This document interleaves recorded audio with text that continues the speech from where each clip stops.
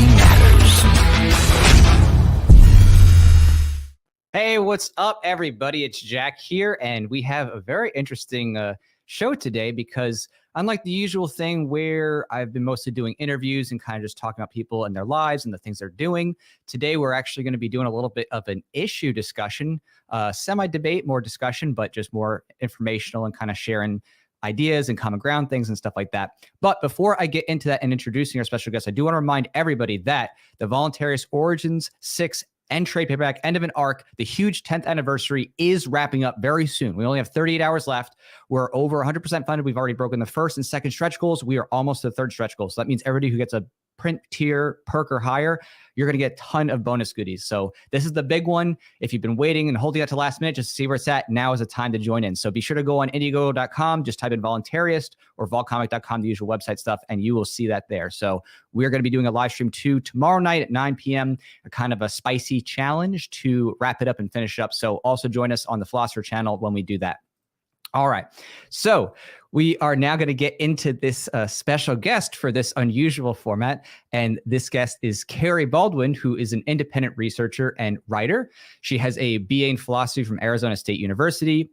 She's also on staff with the Libertarian Christian Institute, has her own website, MereLiberty.com, where she has a podcast. Her research focuses on resolving questions concerning libertarian theory of abortion. And then when she's not doing that, she's teaching critical thinking skills and online courses she has developed. So welcome, Carrie. Thanks, Jack, for having me. I'm excited to be here. Oh, it's awesome. I'm so happy. I've been, talking with you over the years, seeing your work. So it's kind of crazy to, actually have this opportunity to speak to you in person or virtually and directly. Yeah, absolutely. So I'm really thankful it came on. And, just to let everybody know, this started because Carrie hit me up asking for a little bit of time to do a discussion about a very tough topic, abortion, just because I do talk about that a little bit in my book, Definitive Guide to Libertarian Voluntarism. And so I was like, oh, yeah, of course, we can definitely talk about that stuff. So I wanted to just have an opportunity for her to be able to talk about her philosophy, her thoughts, how she came to believe what she believes, kind of give her reasons and evidence and things like that for it. And then afterward, I'm going to follow up with my own just thoughts and reasons and evidence. And then we'll come together and talk about where we share some common ground.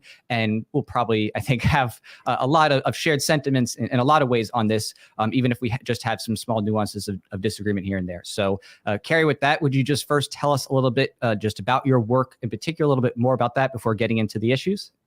Yeah, sure. So like you mentioned, I've got my own website, MereLiberty.com. My mission with that is to challenge and rethink prevailing paradigms in politics and religion and culture. So nothing controversial at all. And I am on staff with the Libertarian Christian Institute. I teach these classes in critical thinking, which I developed in 2020, sort of as a response to all the the schools that got locked down. I'm a homeschooling parent. I work from home, and my kids are now getting into high school. I have 2 high schoolers now. So at any rate, it was really a great opportunity for me to, offer my assistance in that sort of way by creating courses for online or for critical thinking. So at any rate, I'm probably better well known for my debate with Walter Block at the Soho Forum on the question of a libertarian theory of abortion. And I offered a Rothbardian defense of what I call fetal self-ownership, the idea that a fetus does have self-ownership as a rights-bearing individual and so therefore should not be aggressed against. And sort of my take on this is that I see that conflict on this issue of abortion exists because of compromise.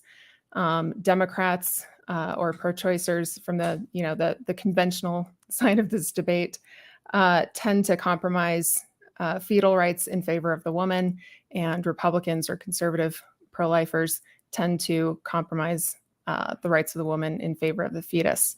And I think that's no way to go about trying to actually resolve this question.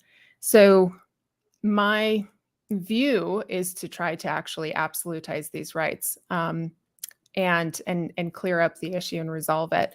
And that was certainly Rothbard's intent with articulating human rights in terms of property rights, was to absolutize it. I think he's right that we can clear this up. But by and large, I'd say libertarian thinkers haven't been able to resolve the issue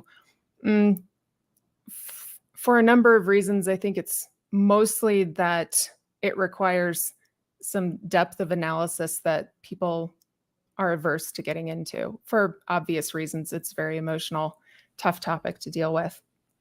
So I'll sort of give a broad overview, and then maybe we can get into details as we talk this out. But I break down the issue into 2 broad categories and then 4 sort of subcategories from there. So there's the philosophical side of this, and then the praxeological side of this, or the economic side of this. On the philosophical side, you have the legal rights question, which is, does a fetus have rights, and at what point does that start? And then you have the legal enforcement question. If the fetus has rights, how does the state respond to that and deal with that? And then on the praxeological side, we have the question of, why do women seek abortions to begin with? And I really see that the pro-choice and pro-life side of things are really just a natural division of labor. You have one side motivated to prevent or mitigate unwanted pregnancies, and you have the other side who want to respond to unwanted pregnancies when they occur. And so that sort of takes the question of abortion and makes it a much smaller question in the grand scheme of all of this. But I do believe that libertarians have quite a bit of common ground that allows us to work together on this issue that the Democrats and Republicans don't enjoy, because they're constantly fighting over absolutely every aspect of it. So I'd say that's a summary of my position. And with that, going deeper and further, what would you say is your justification then in terms of your views about when life begins and where those rights are metered? Right. So Rothbard basically said that there are 2 conditions for self-ownership. You have to be human, number 1, and you have to have possession of yourself. And I believe it's Kinsella and Hoppe who expanded on that to talk about direct and immediate control. And if we look at the science of embryology, we can see where the fetus actually obtains direct and immediate control. Obviously, it's human just by virtue of the particular DNA that it has. But it obtains direct and immediate control after conception is complete. So this is a bit nuanced from the conventional pro-life view, which says that it starts at conception or fertilization. Conception is actually a 3-day process. And part of that process is the zygote, which is the fertilized egg, actually taking over through genetic instruction. And science actually shows that from the moment conception is complete, you have a self-autonomous, self-organizing, new, unique living human. And so all of the development that happens from that point forward is something that the fetus is doing by virtue of instructions from the DNA, and is not something that mom's body actually has control over. So that's where I think self-ownership starts. I think that's where you have a rights-bearing individual. And so with that in mind, what would then be the limitations then in terms of both the ethical norm and what might be ultimately the legal or market legal norm then that you'd be advocating for? Yeah, so I think from a legal perspective, the legal perspective is this: if you have a self-owner, they have a right to not be aggressed against, and abortion is very clearly an act of aggression. There is another question that is involved in that, which is, does the woman have an obligation to provide life support? And I think that's a valid question. And I would say that since life support is inextricably bound to non-aggression against the fetus, there is a natural obligation to provide life support, at least to the point where the mother can free herself from that. So I don't think that it would be legally impermissible to say if she can, transfer the fetus at the point of viability, for example, to an artificial womb. Like, she should have the legal right to do that. Where medical technology would allow her to sort of emancipate her obligation to the fetus without aggressing against it, I think that should be legally legitimate. The moral question is a little bit different. I don't think that it enters into the libertarian philosophy per se, except to say it's immoral to initiate force against another person, and that's about it. As far as anything beyond that, the ethical question of should a woman carry to full term, that's a question that we can debate, but is sort of outside the legal realm. And just to clarify, when you say natural duty, is that you're saying that the duty for a mother to provide for the child, at least, in her bodily resources, the reason that is the cause reason is just nature. It's just natural, and therefore. Yeah. In fact, if I'm right about this, and of course this alludes to the possibility of natural positive rights, but if I'm right about this, then it actually explains why the government cannot create positive rights. There's a proprietary interest between the woman and her offspring, specifically because the offspring had no choice in being created, and is fundamentally dependent on his mother for that life support.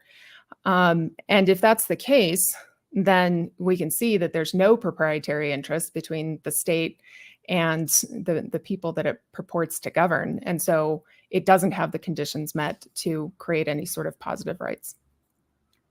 And then in addition to this type of philosophy, do you bring to bear anything within a religious context that is a part of this calculation or bolsters this? I do not make a religious argument. Obviously, I'm a Christian, and that informs the moral side of things if I were to make a moral argument. But as far as I'm concerned, the religious argument is a terrible argument to make in terms of legality, because at that point, all you have to say is, well, I don't hold to that religion, therefore I don't have to follow that law. So that doesn't make sense to bring the religious argument in. Gotcha. So for your purposes, then, most of what you're trying to do is establishing the psychological bounds of respect, and then thinking through the actors and actions and property rights as you've created those duties. Right. Yeah, I think that's fair. All right. And is there anything else you'd like to add on in terms of anything from your position to help clarify before I go into mine?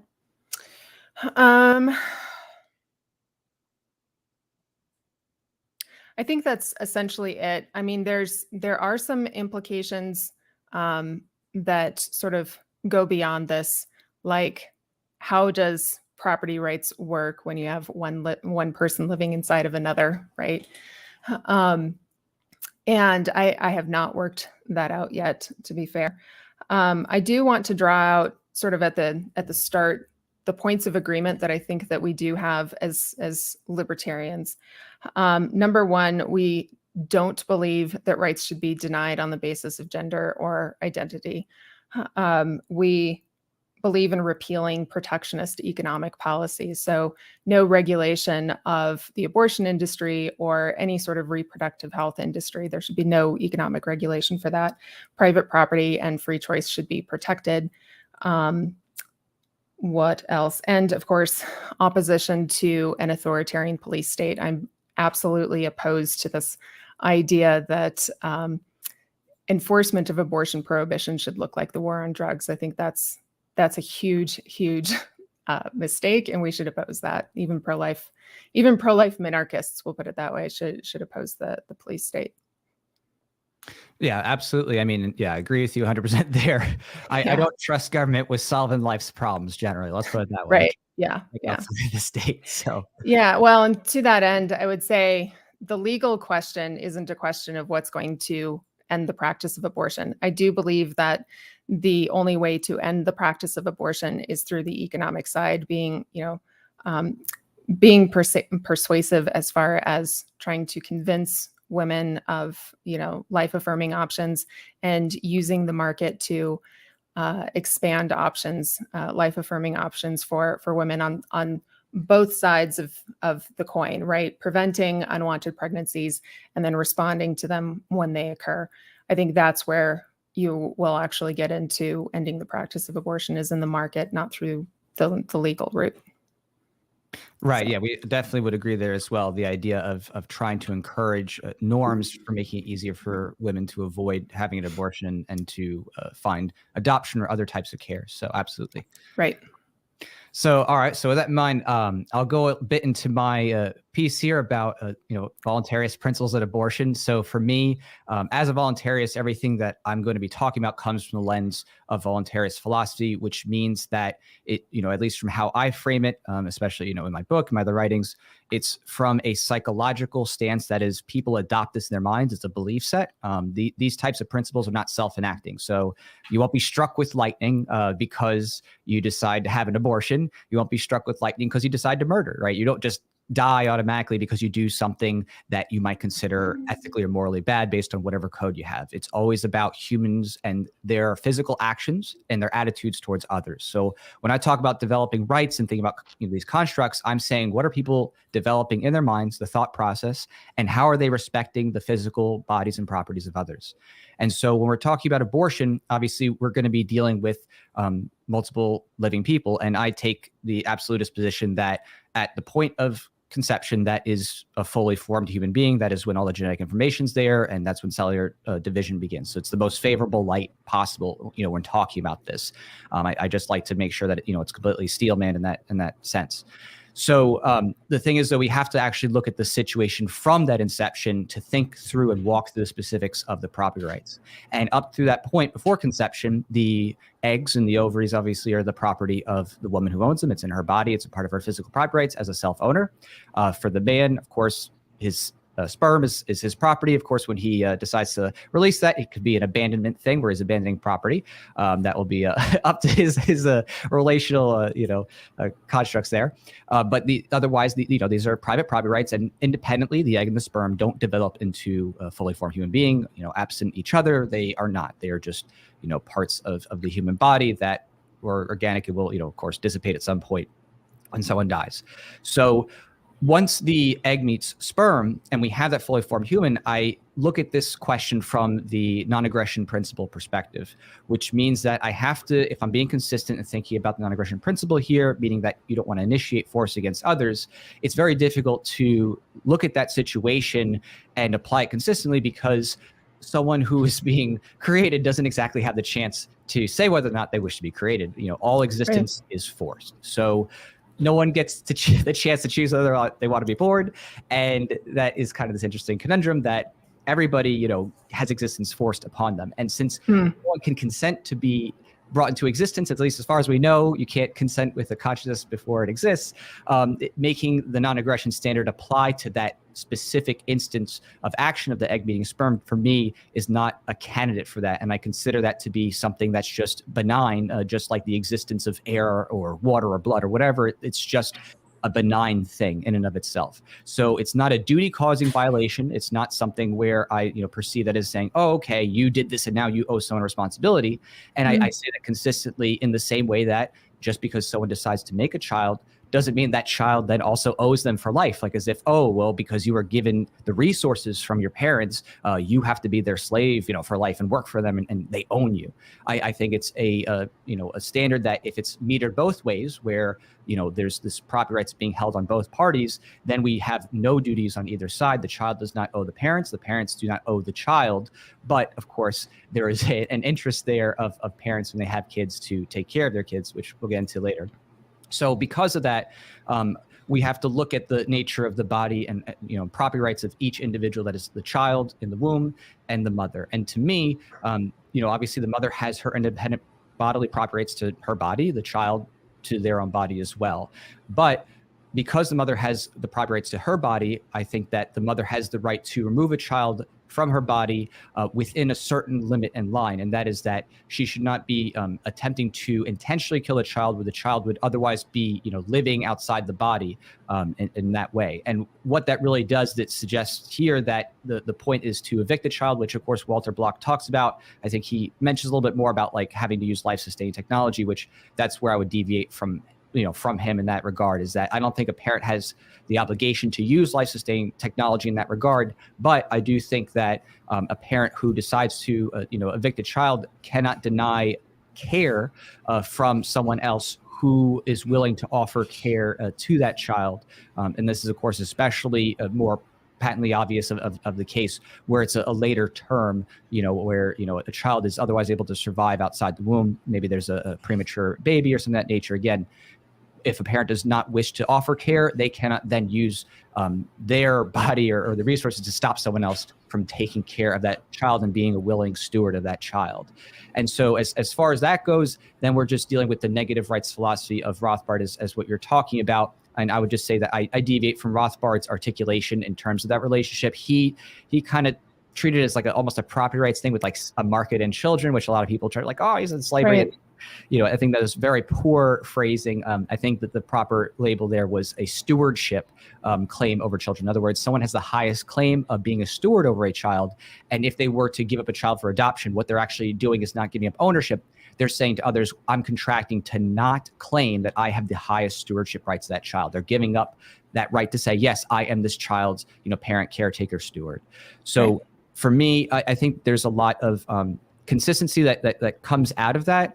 And I think when I also look at this, I try to do a comparative to other things, because when it comes to these types of issues, I like to look at what other people might be thinking about this in other contexts. And again, it's not something that you've particularly brought up otherwise here. But for me, I always like to bring up the idea of miscarriage and how when it comes to miscarriage, a lot of people have a much lower standard of I guess you could say scrutiny for miscarriage.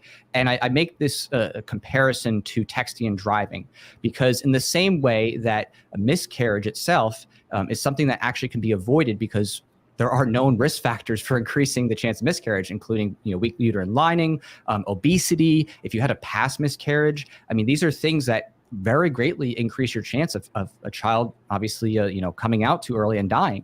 And if you were texting and driving, even if you didn't intend to hit a kid in the street, it's known that, hey, you're being negligent or you're being reckless. And because of that, you're contributing here to that child's death. And you might get a manslaughter charge. You might be, charges away. It may not be first degree murder, but you're responsible for that act. And I don't really see the consistency from a lot of people in talking about miscarriage in terms of holding women to that standard, where if you're trying to procreate, but you're clearly not in a healthy position to do that, and then you miscarry, oh, well, that's okay. You're trying to have a kid, so dead kids, whatever. Or for example, I even talked to a guy who his wife miscarried 3 times before having the 4th child. And I said, hey, did you ever think like after the 2nd miscarriage, maybe something needs to change first before you start, trying to have a baby? Because, in any other circumstance, if you're like, I'm going to go, get some ice cream, and you drive out and you kill a kid and you're like, oh, whoops, well, I didn't get ice cream today. I killed a kid by accident. Let me go back. And then you drive again, you kill another kid. And you're like, I'm not making it out to ice cream today. Let me try again. And you kill another kid. I mean, it'd be ridiculous, right? It'd be so patently obvious. But in the miscarriage case, people have a downplayed standard for that. And I just don't see that as being a consistent application of giving full personhood to a child, in the womb. If you're actually going to, say it to that extent, you would say, well, obviously in any other context, if you're doing something that would be negligent or reckless, that would lead to a child's death, post, natal, when they're born, how would that same standard not apply, prenatally in terms of your health and lifestyle choices and your known risk factors with genetic issues or other types of things that are going on, down there with known risk factors. So I like to think about that as well and say, hey, are you being consistent in holding this personhood standard all the way down? In as much as you would say, yeah, if you hit a kid and you were texting, it doesn't matter that you said, well, I didn't mean to hit the kid, right? You were engaged in negligent or reckless behavior, and that, caused a death, and you're held responsible. So I'd like to, get people to think on that level, as well, just because it's such an important thing to have. If we're going to really say and hold down to a philosophical legal norm that this is a person, then, you want to give that full personhood in any context and be consistent. So, and there's, sometimes people will say, well, but if you're going to, have a kid, be in the womb and they're being cut off from the blood, the mother's got to, continue to give the child resources. And I say, again, if you're removing a child and they're being evicted, in this case, being cut off from the nuchal cord, that's the woman's, nuchal cord. She has the property right to cut off her blood flow. Otherwise, it's saying that the child has a higher property right to the mother's bodily resources. So I try just, again, focus on the property rights. I focus on, the comparatives and things like that. And all that to say too, that I don't personally admire abortion. I think it's terrible. I'd love to see it go to zero. But on that note, I focus on it from the perspective of doing that through more social market norms over the government. And then I do also touch on this really quick too, because a lot of times when I deal with this issue, I sometimes get the question of, the religious side, because it does come into play. And so, I often will ask, do aborted babies go to heaven? And, if there's some serious philosophical issues here, because if all aborted babies do go to heaven, then the thing to do would be to abort all babies, because then you guarantee that they go to heaven, and that's eternal as opposed to temporal. And you want to make sure that they can't reject God. If you say, no, they don't go to heaven, well, then you have a God who sends kids to hell before they can even choose him to, choose to reject. And then if you say, well, God chooses them, some do, some don't, well, then you have predestination like a Calvinist, and then free will is an illusion. So I think that the whole question of the philosophical question of aborted babies going to heaven really highlights some serious issues in that realm, in terms of thinking through what that would actually mean if we keep going through. And then I also bring it a little bit, because again, it's very common to tie the abortion with the religious side. In terms of at least the Old Testament, the number of times that the God of the Bible kills children is just incredibly large. Going even from Numbers 5:11 to 21, where unfaithful wives were tested with a cursed water sacrifice, and if they were unfaithful, their bodies would miscarry. So God, would basically have their child die if they were considered unfaithful in a priest holding water with a ceremony of a sacrifice. You have 2 Samuel 12:15 and 18, where God gave David and Bathsheba's child a deadly illness because he cheated with her, essentially because she was married to Uriah. So God killed the baby there. In 1 Samuel 15:1-3, God commanded Saul to murder children and infants. This is a little bit different from some of the things where people say, well, that was a king, and that king was doing something they were wicked in the eyes of God. But this is actually God's command to Saul to kill of the Amalekites, children, infants, men, women, cattle, sheep, the whole bit. And Saul didn't, and he actually got in trouble with God for not killing babies and pregnant women. And then you have also in Hosea 13:16, the people of Samaria were prophesied to have their women be ripped open and their babies dashed on the ground. Genesis, of course, the flood, God killed all children, women of all sorts, and pregnant women at the flood. In Egypt, with Exodus 11:4-6, God wiped out the firstborn in Egypt, the angel of death, which included infants up to adults. And then, of course, Job, God, had Job's family killed because Satan wanted to, have a bet with him. So God wanted to win the bet. So just try to cover all the bases possibly here of both the philosophical property rights and the common things that tie off. And I often see come up in these debates, when, especially tying in the religious part. Yeah, that's interesting. I think probably the best the best way to deal with the religious part, honestly, is to say that there are theological implications of those passages that I would say don't really apply. And I know that sounds like I'm just dismissing the whole thing. But these are theological disagreements that even Christians have on these things.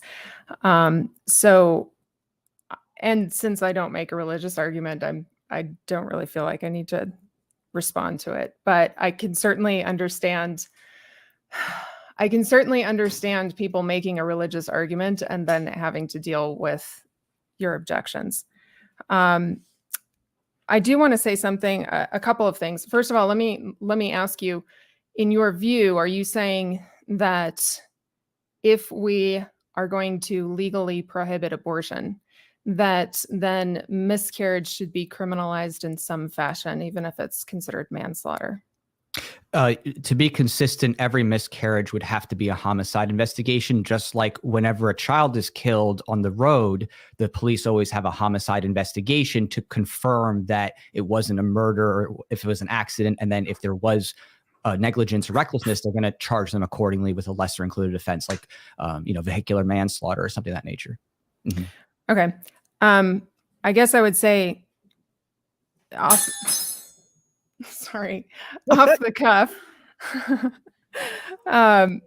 Off the cuff, I would say miscarriage is going to be something that is, I would say, falls more under natural death than direct responsibility. I mean, even when I went through my pregnancies, there were, questions about, alcohol use. Not that I drank, that wasn't an actual issue for me, but these things that came up were, that doesn't actually cause miscarriage. And there are other things that are perhaps about a woman's body that are outside of her control that can cause miscarriage. And if she's not aware of them, she doesn't actually take an action to cause miscarriage, I would question whether or not that legitimately falls under the purview of this of civil governance. There might be room for having a conversation about if smoking can lead to birth defects, should there be a conversation there? Perhaps. I'm not sure. I haven't worked it out that far yet. But the other thing that I would say, you had mentioned the umbilical cord. The umbilical cord and the placenta are actually babies. Those are things that baby develop. And so I would even go as far as to say those are baby's property. And so it's not so easy for the woman. I mean, yes, her blood is wrapped up into that. But ultimately those things are things that the baby creates. So I would introduce those two nuances into the equation, just as far as the legality is concerned. There was something else I was going to say, and it completely slipped my mind. But at any rate. Sure. So just on the nuchal cord part, it has an insertion point. So cutting it at the point of insertion would be the issue. So there's going to be a delineation between where the baby's body property rights, are, and where the mother's are. And if you cut it at the point of the mother's on her bodily property rights, that would be where the severing would take place. And then on the legal side, when it comes to the lesser included offenses and the nature of, miscarriage and to what extent is that your responsibility, this or that, I think that comes into play on two important parts, thinking through these things. And one is that if miscarriage is viewed as, oh, well, that's just whatever, it's miscarriage, then of course, every abortion could just be hidden under a miscarriage and just call it a miscarriage. And there you go. You can keep abortion up, just say it was a miscarriage and nobody's going to investigate. And then two, the miscarriage part with, the risk elements, I think those are actually underplayed and they're very known in terms of the most common things. And again, a lot of it is tied to like overall, health and, BMI and stuff like that. So, there's an empirical physical aspect that's pretty, telltale about your risk in doing such things where you're going to increase that chance of a miscarriage happening. So for me, those are just things that, again, just with any other activity, there's going to be known risks. There's things that are on the individual responsibility for being like, oh, okay, before I do something, I need to be aware of those risks of personal responsibility before engaging in it. Just like, if you can't say, well, I didn't know that texting and driving was going to kill this kid. There's a certain point where you're going to be held responsible. And I just don't see that as being consistently held in the same way that a child would be treated who is, killed, but they're outside the womb, they're 5 or 10 years old, and someone's negligence or recklessness kills them. No one says that, well, they didn't intend it, or they're only partly responsible. Come on. So, I think that to have a consistent standard, you would have to hold that type of a positive duty all the way through and actually hold women accountable and say, do not procreate unless you're actually healthy enough to do so, because otherwise you're going to kill kids. Well, I would say the non-aggression principle is about taking, opposing an initiation of force against another rights-bearing individual. And so whatever happens, whatever a person does with their body prior to a new human being coming into existence wouldn't fall, there wouldn't be a retroactive NAP violation there. So I would disagree with that. And as far as the difference between miscarriage and abortion, the difference between that is the initiation of force. You're actively taking a pill or having a procedure that is intended to violate the life of the fetus. And so I think that properly falls under an act of aggression, whereas miscarriage is not. That's sort of the difference between the harm principle versus the non-aggression principle, right? And the harm principle isn't in view when we're talking about non-aggression. So for me, non-aggression applies to any infringement upon the body or property of another. So intent actually doesn't matter in terms of those things. Someone who accidentally trips and hits into somebody, the person who trips into the other, the person has the right to push them off themselves or to defend themselves against a tripping person, even if they didn't actually intend to trip and fall. So this wouldn't actually matter in that way. The mens rea, that is the mental element, doesn't matter in terms of non-aggression. Aggression happens when someone's consent is violated, and so that would apply also to an infant or a baby in the womb in those terms. So it would be consistent in that way to say that this is an infringement or a violation of non-aggression, because the initiation is not tied to whether or not there was an intentional initiation. It's just a physical infringement. But the action, when there's a miscarriage, there's not necessarily an action that is taken by the woman to miscarry. That's what I'm saying. It's not about intent. It's that she's not initiating a violent act against the fetus. Somebody who's tripping on you may be accidentally doing so, but it is still an action that is that is taken against you in some fashion, even if there is no mens rea. So I think that there's a nuance there that draws a distinction between miscarriage and abortion. I think it would be difficult to hold that standard effort. It's already been foreclosed that you believe that there's a duty to give a child bodily nutrients. So you've already had a positive duty that the child has to be given blood and the nutrients from the mother, and that she has to sustain herself in a way that keeps the child alive. She can't starve herself to the point of miscarriage. She can't ingest something that would cause a miscarriage. So we're already precluded on that idea, given that if we're assuming your premise, we already are having the mother have a duty to that. So if she's otherwise acting in unhealthily ways that cause the miscarriage, whether that was taking a Plan B or just eating too much ice cream, they're both going to be factors that go into the causal relationship of having the miscarriage in the first place. If you can demonstrate a causal connection, there might be grounds for that. But I'm saying that miscarriage is not always connected to a direct action that a woman takes, and you can't make a causal connection. I would just simply disagree with that. And I can pull up the research specifically on miscarriages and what causes those things, including from March of Dimes. You can go to even Wikipedia page on miscarriage and just look at all the references of the various things that cause miscarriage. They're very known scientific things that lead to this. And of course, there's a gradation of causality, because obviously even if you take Plan B, it doesn't always work, right? So there's no such thing as like an absolute guaranteed means to the end when it comes to chemical ingestion. But there certainly are factors that as you go along, you're increasing those chances. Just like if you text and drive, you may not hit and kill a kid. You can text and drive and get away with it. But if you text and drive and then hit a kid, you're now responsible because that causality is tied to the negligent or reckless behavior. And that would be the same thing in terms of health, ingestion, and chemicals that a woman has, and then the resulting miscarriage. Right. I'm saying that in a court situation, you would have to demonstrate the causal connection by evidence in that particular situation. And fine, fair enough. If there's evidence for that, then present it and let a court decide. I will say something about Plan B, though. Plan B is not an abortifacient. It does not cause abortion. What it does is it attempts to prevent ovulation. And if it doesn't succeed in that, then there's not a negative effect on the fetus. So I'll just point that out.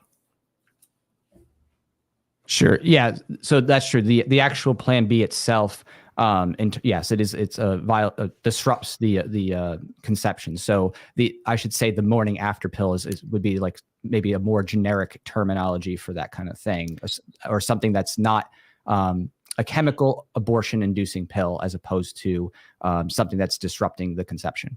Yeah, I think you're thinking about mifepristone, which is RU486. That's the actual abortion pill.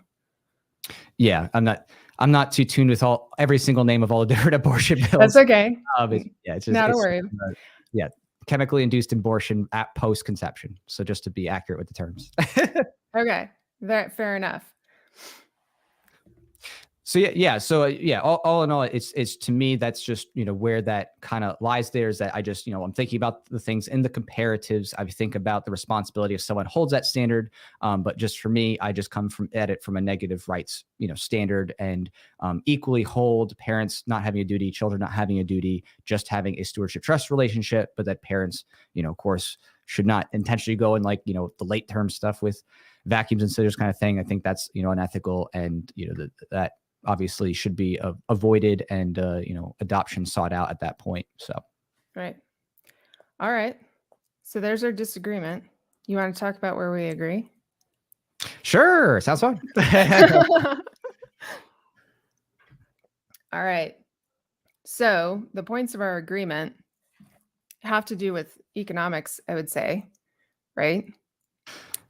Definitely. So no regulation on the abortion industry, no regulation on reproductive rights industry. Those are things that I think are important for calling out, especially given that libertarians right now are actually trying to make active change in the United States, electorally, but also philosophically. And I think it's important to draw this out so that people can see there's a data point that the conventional debate likes to point to, and both sides point to it and offer their distortion of it. And that is the fact that a majority of Americans support for first trimester abortions. So the pro-choice side says, oh, well, this means that Americans are by and large pro-choice. The pro-life side says, no, Americans are by and large in favor of limitations on abortion. I think that the libertarian view of this is to recognize that most Americans, the majority of Americans, are in a gray area where they recognize the conflict on this. And libertarians have a unique opportunity to actually talk about how we would respond with the market in order to resolve that problem, whether you're pro-choice or pro-life. So I want to know what your thoughts are on that. Should we, as libertarians, actually emphasize our common ground despite our disagreements in order to move that philosophy forward? Oh, absolutely. Yeah. I mean, for me, most of what I focus on too is just getting the government out of the way, because a big part of what incentivizes a lot of the abortions in the first place is the government funding these things. So it's taking money from everybody and then funding groups like, Planned Parenthood to the tunes of hundreds of millions of dollars, across various state governments and the federal government. And then you also have how the government's, warfare welfare state apparatus continues to make it harder and harder for families to get by and to take care of their needs, and so on and so forth. And so from what I've seen, there's quite a few issues underpinning the abortion situation that, is tied to a lot of government action. And of course, historically, the abortion push, especially with Planned Parenthood and Sanger, what came from, racial bents, and a lot of it is, eugenics meant to, particularly eradicate certain races. So for me, I'd like to just emphasize that, the best solution is that people are just wise in their sexual activity choices and don't take it lightly, and find ways to avoid abortion in the first place. And I also try to remind people that a big part of the stress factors here is the two-parent household situation, and that the more the government has attacked the stability of two-parent households, whether it's financially and economically or directly through the war on drugs and attacking Black families, because there's a lot of things that happen there. It's meant to make it so that it just seems untenable to have kids and to be able to survive. So I think removing a lot of the government malfeasance is going to drastically reduce the number of abortions had in the first place, which is a pretty big deal. Yeah, the primary reasons why women seek abortion to begin with are poverty and bad relationships, and they do certainly. I think it's demonstrable that the government perpetuates poverty, even through welfare programs, which are intended to help. Certainly through inflation, that's not helping. And then on the other side, you also have. I mean, not only do you have this authoritarian police state where rights of the accused aren't recognized, which is a huge problem, and you do have public education, which is not actually, they want to teach sex education, but they don't want to teach anybody what gaslighting is or how to spot toxic relationships. And there's also the problem of the family court system, which I know lots of libertarians, whether men or women, have had complaints about. And as far as I can see, and I've been through the family court system, I've been through a divorce, it seems like the family court system is set up to enable abusive parents and doesn't diffuse that in the slightest. So I do think that if libertarians are focusing on these other issues that affect our welfare as far as poverty is concerned and affect our personal lives as far as relationships are concerned, then we can do a lot just in those things, whether we're pro-choice or pro-life, in order to mitigate the felt need for abortion, whether it's legal or not. Absolutely. And I think of it like this, like when I tell people, like, you have the property right to drink bleach, but it doesn't mean I go and advise you to drink bleach. Right. Yeah. It's like, I think that there's a certain limitation, in terms of what, abortion is, but I don't go and advise people to, have abortions. I would tell someone to try to find adoption or alternatives. And I would try to express also the health consequences too, because there are health consequences, for women as well with abortion. It's not just like, oh, it's done and then you're healthy and everything's okay. You increase your chance for all different types of medical problems, including cancers and among other things. So I think that's a missing piece of the conversation that might help also people realize that, this has serious consequences for yourself as well. And, is that really, worth doing too? So. Yeah. Well, and yeah, I would just like to reemphasize, I really see that the pro-choice, pro-life side of this from an economic perspective really does appear to be a division of labor. And there are motivations to try to prevent and mitigate unwanted pregnancy. And I think that's legitimate. And certainly I think that they should emphasize life-affirming options and de-emphasize abortive options. And, on the flip side are the pro-lifers who want to respond, provide products and services which respond well when unwanted pregnancy occurs, because we can't actually, I don't think we can rid ourselves of unwantedness, right? The fact that a woman has agency and has an ability to make a decision about what she wants to do with her body and whether she wants to have kids or not is a legitimate thing that we don't need to deny. We don't need to say, let's get rid of unwantedness. So yeah, I think I want to emphasize those points because we have an opportunity here. Democrats and Republicans have been fighting and have made the issue quite intractable. And libertarians have a great deal of common ground. And even though we have our disagreement, we both agree that there's a number of things that can be done to get the government out of the way and have a positive effect that both sides want to see.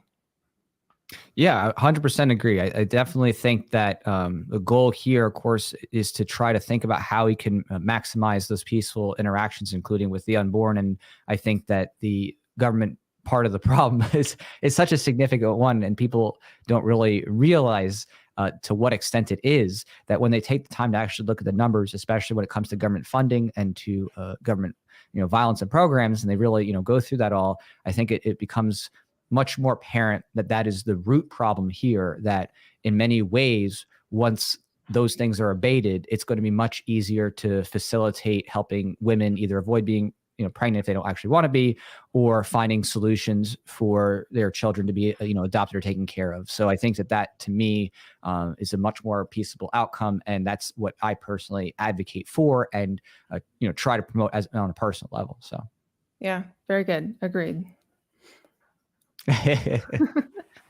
So did you have any other things that you'd like to mention in terms of your work or ideas where people can follow up with you?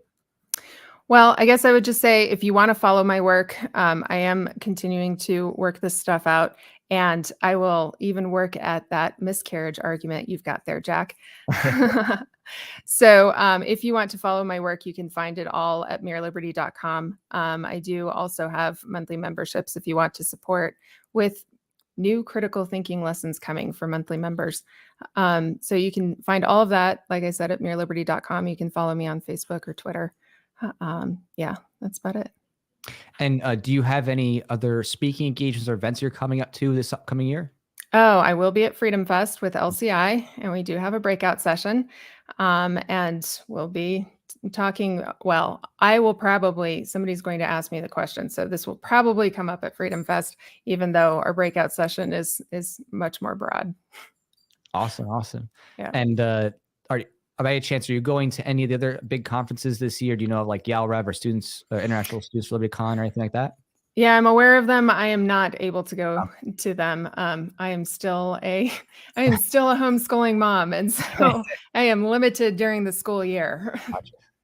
Well, I appreciate you, Carrie. I appreciate you, homeschooling and help your kids get out of the status nonsense paradigm and helping educate others on critical thinking skills. I think that's great. I really value those things and try to promote philosophy and everything I do. So it's a big part of my life. So I appreciate people who are out there helping people think and challenging people with ideas that is so sorely missing from education, Right. in the mainstream. So it's kind of sad that's something that's like only rarely ever done if maybe you're in a very elite level class or school. And when it's really something that is important for everybody to actually have a chance to like flesh out ideas and have Socratic dialogue. So thank you so much for doing that. And we'll definitely have more conversations in the future. So yeah, thank you, Jack. I appreciate it. Of course. All right. Take care, everybody. And we'll be on tonight on Censorship Sucks. And then I have another stream tonight with Mike of Catalytic Comics. So it'll be a busy day. So we'll be back for more of that stuff later. All right. Take care, everybody. ZeroState with